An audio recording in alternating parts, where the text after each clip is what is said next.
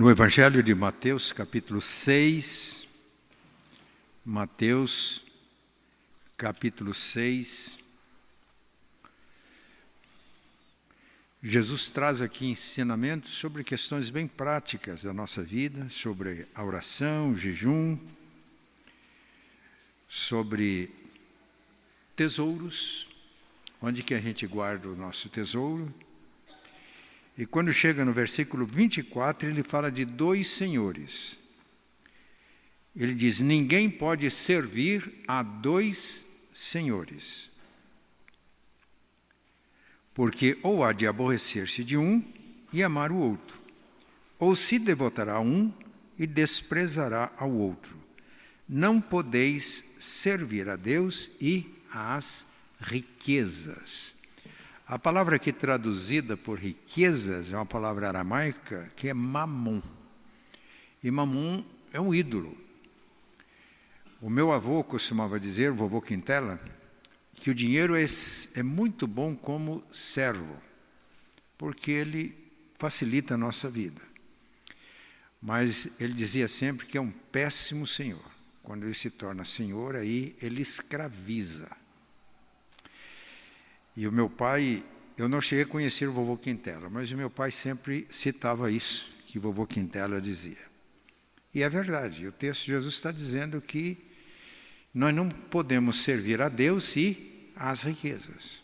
É quando o dinheiro, os bens, ao invés de nos servir, nós passamos a servi-los. Nos escraviza, nos domina. E o resultado disso é a ansiedade. Quem coloca o dinheiro no lugar de Deus, como tendo valor supremo, dinheiro, bens materiais, fica ansioso pelas coisas desta vida. Aí Jesus continua dizendo: por isso vos digo, não andeis ansiosos pela vossa vida, quanto ao que haveis de comer ou beber, nem pelo vosso corpo, quanto ao que haveis de vestir. Ele dá uma razão muito forte. Não é a vida mais do que o alimento e o corpo mais do que as vestes? Que argumento lindo, não? Por que ficar preocupado com a comida, com a roupa? E a gente poderia enumerar muitas outras coisas, com a habitação, com o transporte, com coisas que são úteis, necessárias, desejáveis, mas que não deve estar em primeiro lugar. Porque a vida é mais importante do que a comida. E nenhum de nós aqui criou a sua própria vida. Ela é uma dádiva do Pai Celestial. Se Deus nos dá a vida, Ele proporciona tudo que sustenta a vida. Ele diz que o nosso corpo é mais importante do que a roupa que a gente usa. E foi Deus quem criou o nosso corpo. Eu tenho enfrentado alguns problemas de doença. Mas isso tem feito com que, coisa que eu não percebia antes, que o corpo é uma máquina perfeita. Eu conversava com uma fisioterapeuta, quando eu quebrei esse braço, tive que fazer fisioterapia. Eu disse: menina, por que demora tanto para consertar isso? Porque o corpo, pastor, é uma máquina perfeita. Para estragar foi nos segundos, mas para consertar dá trabalho. E ela me explicou por que ela tinha que fazer aqueles exercícios. E a gente fica encantado quando a gente descobre, percebe, não de uma maneira perfeita, porque hoje estuda o corpo humano, as células, por exemplo, projeto Genoma, né? É um projeto que vai bilhões de dólares, porque isso é importante para doenças, etc, etc. É coisa maravilhosa. Ora, isso foi Deus quem fez. Se Ele fez o meu corpo, a roupa não é o essencial, ela é secundária. Mas a gente tem a preocupação de preocupar, de ficar ansioso. A ansiedade, até a certo grau, ela é natural. Todos nós temos um grau de ansiedade. Outra palavra que define isso é pré-ocupação. A gente às vezes fica pré-ocupado. Preocupado é ocupar-se antes, né? Pré-ocupado. De certo grau, ela é saudável. Faz a gente ser prudente, olhar para o futuro, planejar, mas quando as coisas que são passageiras ocupam o primeiro lugar, a gente começa a ter preocupações, ansiedade excessiva. E aí adoece. Por isso que a gente está orando por saúde. Saúde no espírito. E quando a gente conhece Deus como soberano e crê nele, a gente descansa nele. Então, é saúde espiritual. Saúde emocional, porque a preocupação, a ansiedade pode levar até a depressão. São doenças da alma. E a doença física, isso acaba tendo um reflexo no nosso corpo físico. São doenças psicossomáticas, isto é, doenças da alma que afetam o nosso corpo. Então é importante a gente distinguir isso. Primeiro, a primeira coisa que ele diz é que a preocupação, a ansiedade nesse grau é desnecessária. Porque o Deus que fez o mais, ele faz o menos. O Deus que criou o corpo, ele criou tudo que sustenta o corpo. A vida, ele criou tudo que sustenta a vida. Fez o corpo, tudo que o corpo precisa. Não só de roupa, a gente vai pensar em tudo que o corpo precisa. E assim por diante. A habitação, o transporte. É desnecessário. E ele dá alguns exemplos bonitos. Né? Observem as aves dos céus. Elas não plantam, não semeiam, não ajuntam em celeiros, e contudo o Pai Celestial as alimenta. As aves trabalham, elas voam, vão daqui para ali, vão colher o seu alimento, insetos, o beija-flor, o néctar das flores, mas tudo isso seria um esforço inútil se Deus não tivesse providenciado, feito a provisão de tudo isso. Ora, se Deus alimenta as aves dos céus, muito mais a vocês, pessoas de pequena fé. Então, essa preocupação é desnecessária. Ele dá outro exemplo, que está aqui no texto, são os lírios do campo. Observem os lírios do campo. Uma flor bonita. No entanto, ela é passageira. Ela sai viçosa, logo murcha e seca. Mas Jesus disse: nem Salomão, em toda a sua glória, se vestiu como qualquer um deles. E quando a gente para observar, é isso mesmo. O meu pai me ensinava a observar as belezas naturais. Ele dizia sempre para a gente o seguinte: a gente está tão acostumado com as coisas que a gente não vê a beleza. Ele dava um exemplo curioso. Ele perguntava para a gente: vocês já viram como é bonito um galo, uma galinha carijó? E às vezes, em casa tinha, ele chamava a atenção da gente: observa, foi uma arte isso aí, como é lindo.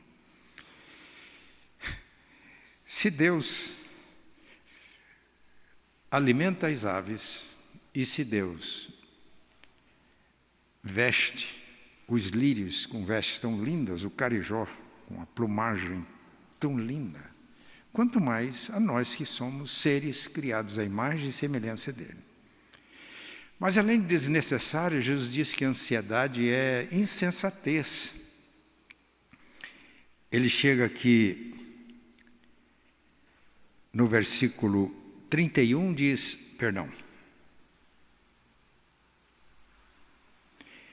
no versículo 27, ele faz essa pergunta: qual de vós, por ansioso que esteja, pode acrescentar um côvado ao curso de sua vida?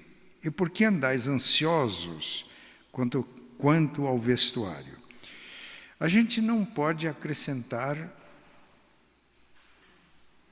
nada na nossa altura. Né? Esses dias eu fui fazer um exame e me perguntaram qual é o seu tamanho. Eu falei, era 1,70.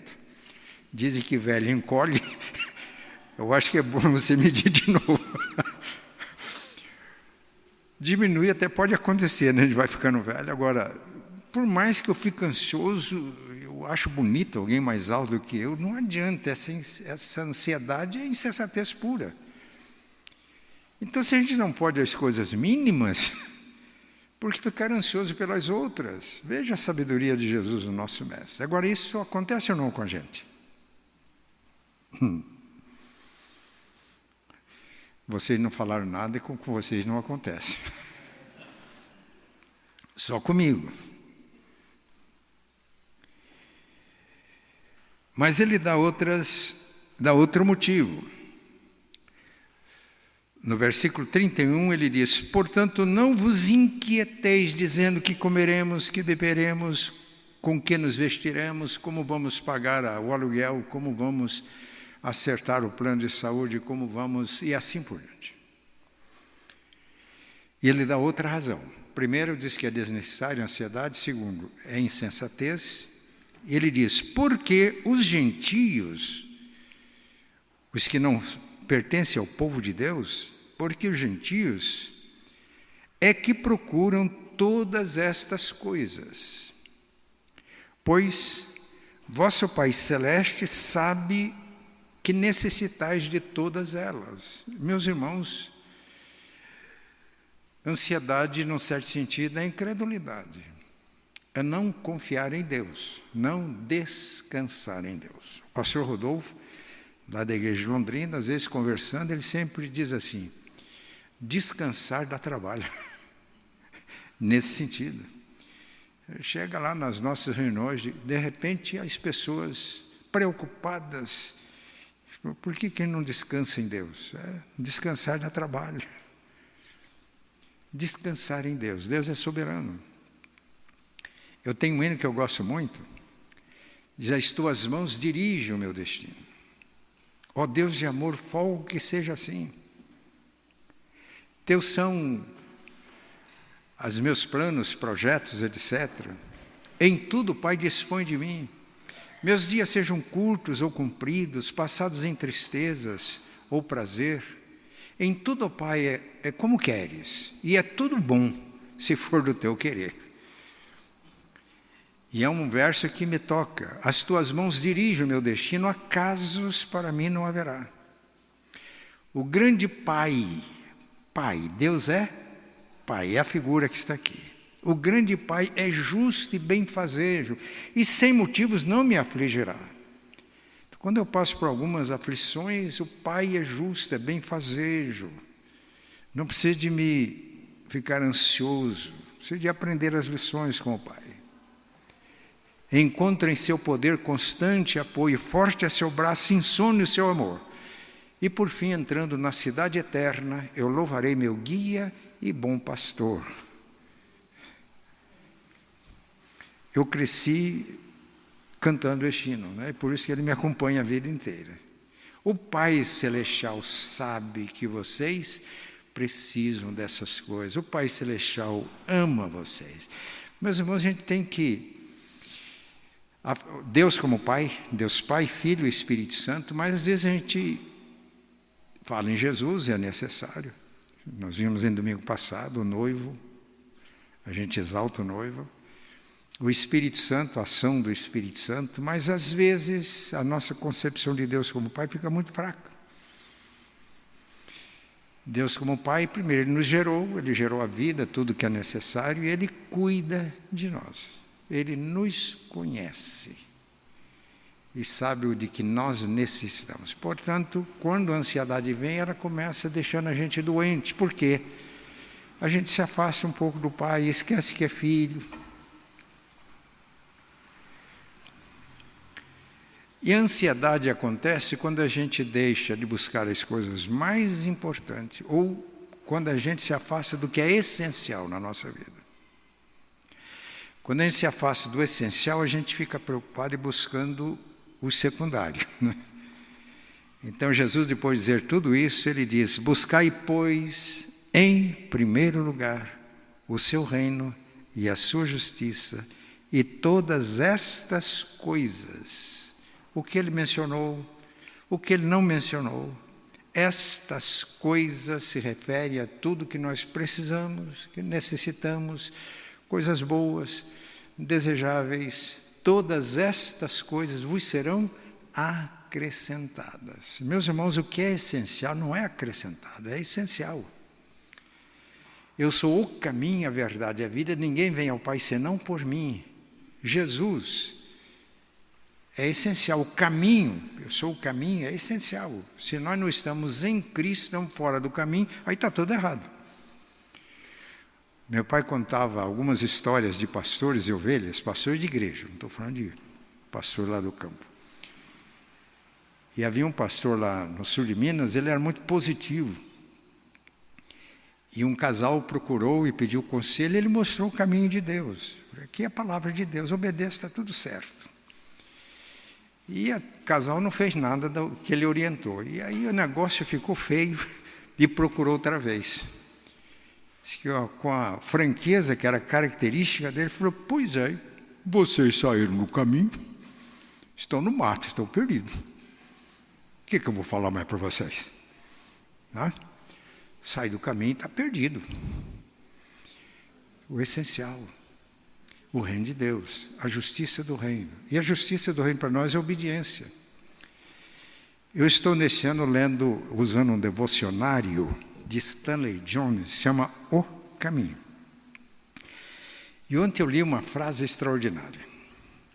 Ele disse assim: quando exercemos autoridade com humildade, e geralmente todos nós exercemos autoridade, seja no trabalho, seja em casa, sempre nós temos uma área em que a gente exerce autoridade. Quando exercemos autoridade com humildade e obedecemos com alegria, a vida flui de uma maneira maravilhosa.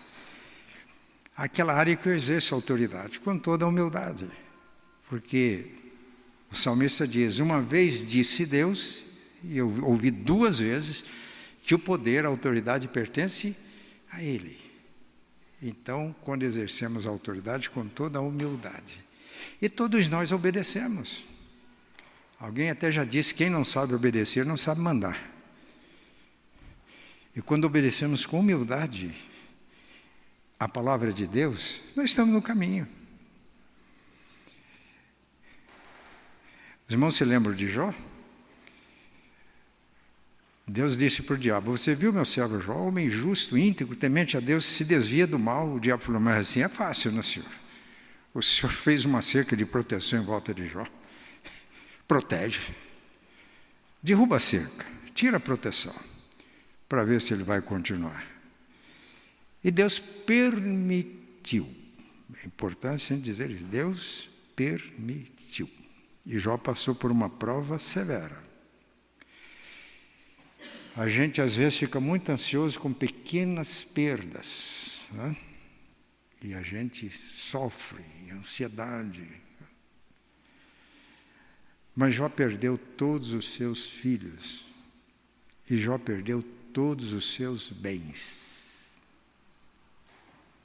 Por permissão divina. Que o diabo não podia fazer nada se Deus não permitisse. E o que Deus disse de Jó era verdade. Quando Jó perdeu todos os seus filhos, perdeu todos os seus bens, a Bíblia diz que ele prostrou e adorou. E disse: o Senhor deu, o Senhor levou. Bendito seja o nome do Senhor. Porque Jó tinha o essencial. As outras coisas podiam ser tiradas, como podem ser acrescentadas. Porque Jó submeteu-se à soberania de Deus, Deus restituiu em dobro. Deus aí acrescentou. Mas, irmão, todos nós temos na nossa vida, a gente tem ganhos e perdas. Os irmãos concordam comigo? O teste, às vezes, está nas perdas, onde o grau de ansiedade cresce. A Eloá já sabe o que eu falo lá em casa, né? Quando a gente tem perda, ela começa a ficar triste, abatida. Eu falei: filha, na contabilidade, eu trabalhei com contabilidade antes de ser pastor.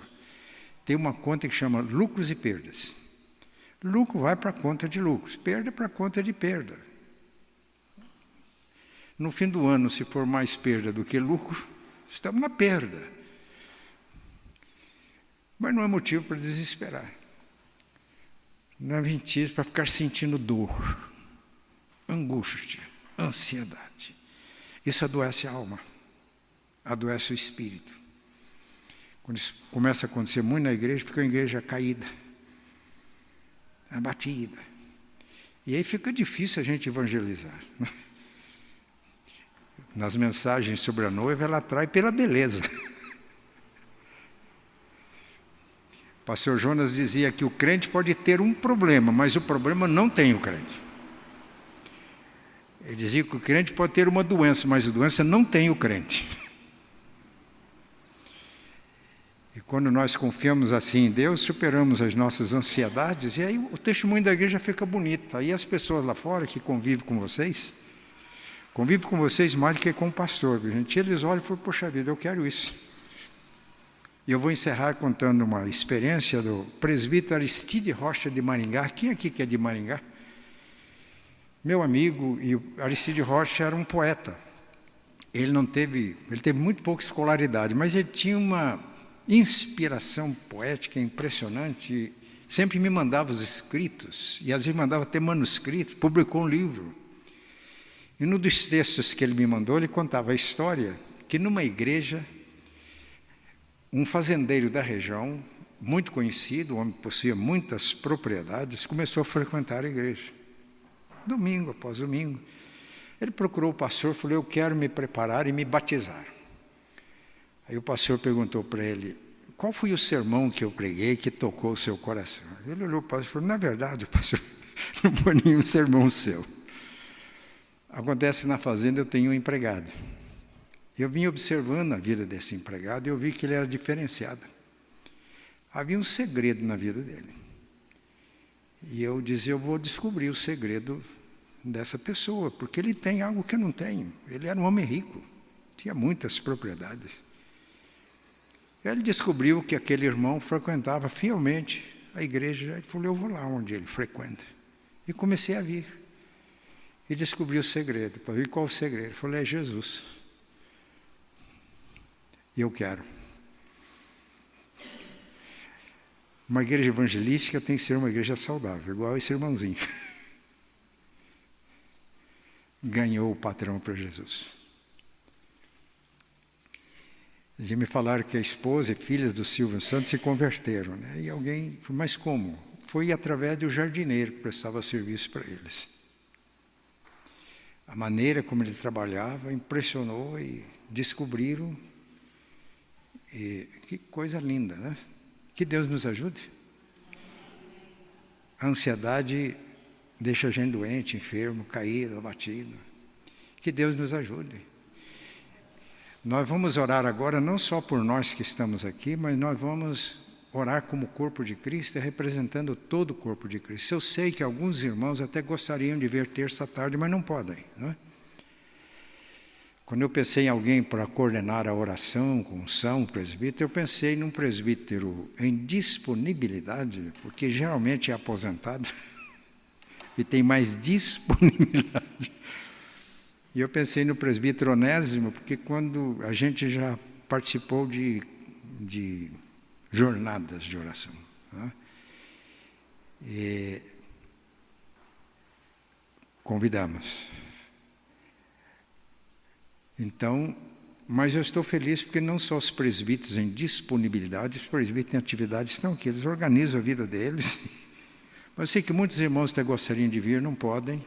Então vamos representá-lo na oração.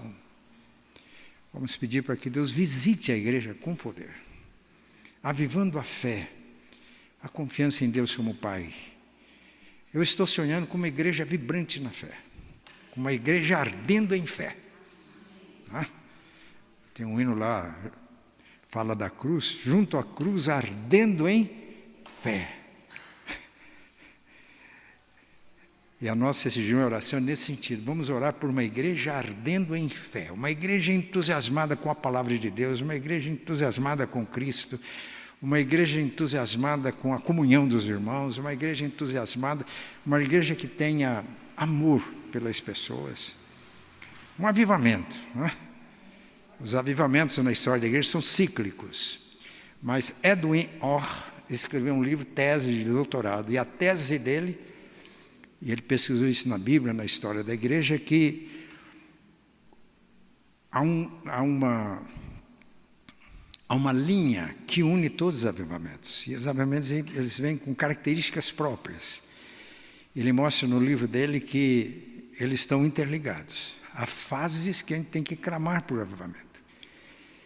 e vem com características, e a igreja vai se esfriando, acomodando, ficando religioso, ao invés de ficar crente para valer. E é a necessidade de uma ação de Deus, mas por que que ele tem continuidade? A tese dele é que os avivamentos têm continuidade.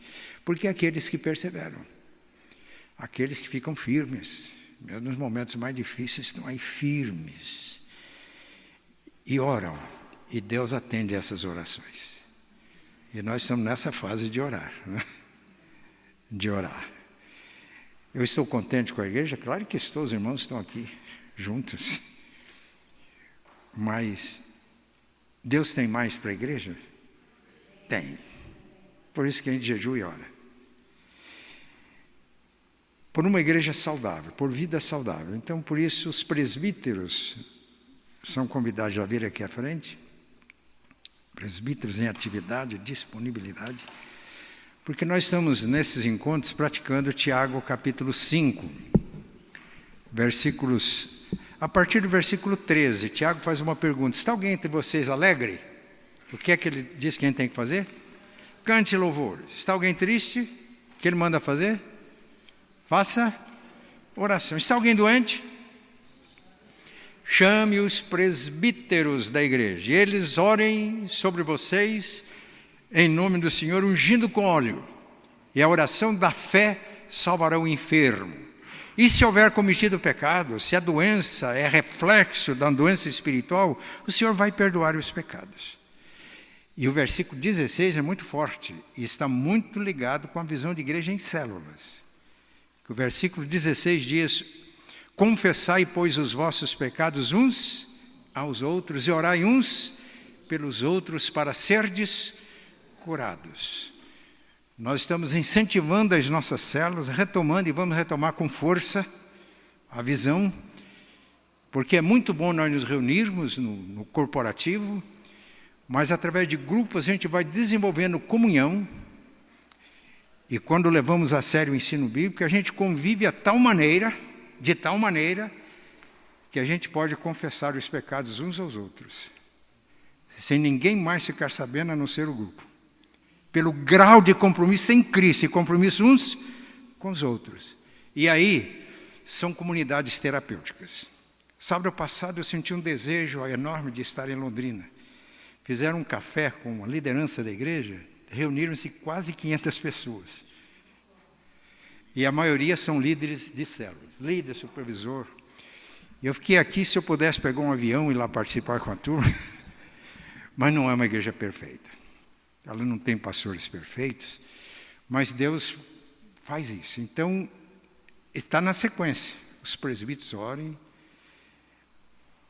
A nossa igreja, a doutrina da nossa igreja diz que quando há necessidade, os presbíteros instruem e delegam, e num certo sentido delegam para líderes de células, para fazer isso nas células, né? Essa questão da autoridade constituída é muito séria. Eu disse que quando a gente exerce autoridade com humildade e obedece com alegria, a vida de Deus flui. Então, os presbíteros estão aqui como autoridades, que foram eleitas, devidamente investidas para cumprir essa missão. Então, nós vamos cantar, pode ser a capela, para ser mais... Vamos cantar a capela? E enquanto estivermos cantando, quem quiser oração, venha à frente imediatamente. E quem não vier à frente, fique nos seus lugares unidos em oração. E nós temos um grupo grande de presbíteros, então eles vão, não só ungir, eles vão orar, como a Bíblia diz, ore sobre eles, ungindo com óleo em nome do Senhor. E os que não vierem, a gente vai ficar onde está, de pé, orando, intercedendo, se quiser até estender as mãos. Nós estamos orando como corpo de Cristo. Uma coisa é orar sozinho, lá no meu quarto, a porta fechada. Outra coisa é orar em concordância, em comunhão, como corpo vivo de Cristo.